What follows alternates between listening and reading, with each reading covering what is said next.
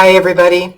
Caregivers have been asking a lot about caregiver decision making and how to make decisions about common issues when caring for elderly parents or a spouse. Two of these issues are what I call where care, which is where does an elderly parent live and what does it take?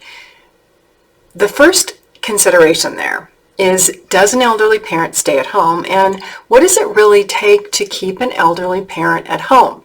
Or are you looking at considering assisted living communities or maybe nursing home care if their health gets to a point where they really can't take care of themselves and you're struggling to provide that care?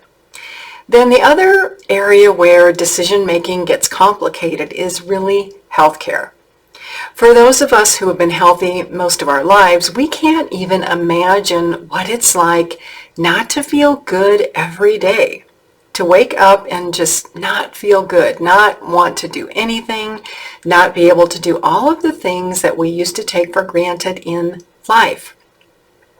These are the two of the issues that we face as caregivers for aging parents and that we will face for ourselves when we're older. Where do we want to live? How do we want to be cared for? What will our health be like? Those are all things that we as the caregivers can also think about today. When we think about healthcare, it can be challenging because if you haven't had any experience with sickness or illness or monitoring the care of elderly parents, you may not know what to do. And when you have to make decisions, sometimes even if people give you information, it's the idea of knowing what to do with the information and how to use the information and how important is the information.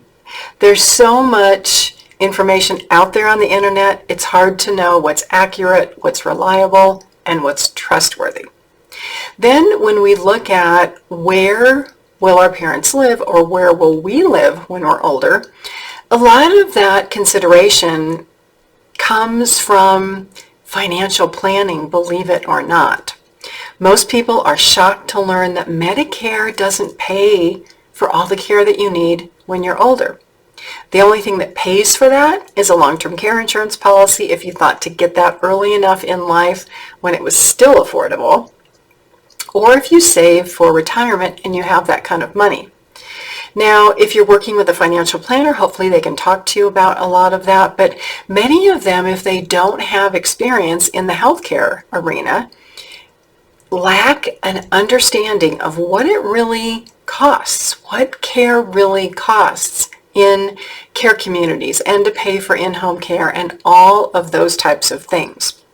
When looking at making caregiver decision making, the more information you can have, but also any support that you can get to help you evaluate that information, understand why it's relevant, how important it is very, very important to the care of your parents, a spouse, and to help you plan for your own care when you're older.